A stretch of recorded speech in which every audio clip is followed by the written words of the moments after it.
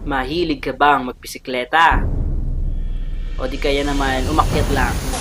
O di kaya tumalon? Ng talon? Ng talon? O mag-swing muna? Dito lang yan sa Blue Water Cave and Falls. Ang Blue Water Falls and Cave ay malapit lang sa Lipit Canyon.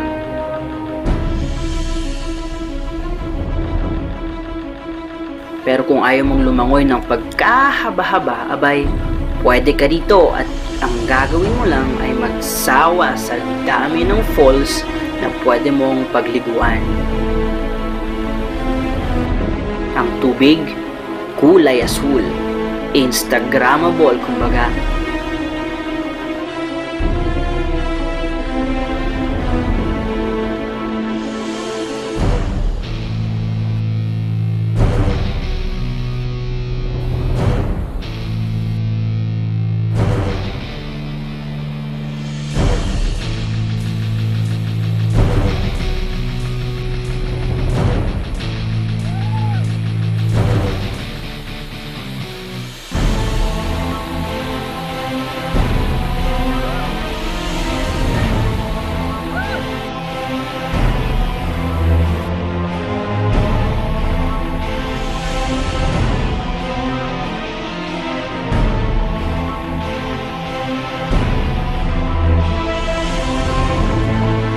At alam niyo ba kung saan nagmula ang tubig nito?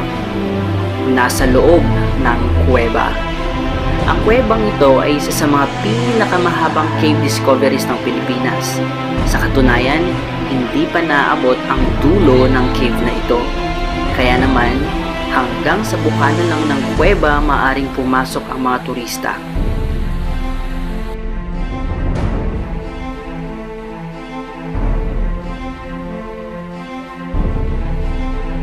Pero kung nagbabalak kang pumasok, mas nakabubuti kung may kasama kang tour guide. Ang registration sa Blue Water Falls ay 30 pesos lang. Pero pagkasama ang caving, 500 pesos naman. Pero paalala lang kaibigan, huwag sana tayong mag-vandalize sa loob ng cave.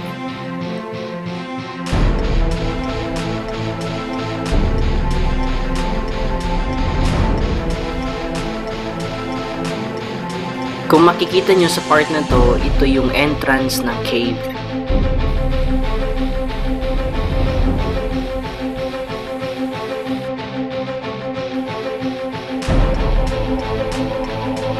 Ano? Let's go sa go and let's go to Blue Waterfalls and Cave.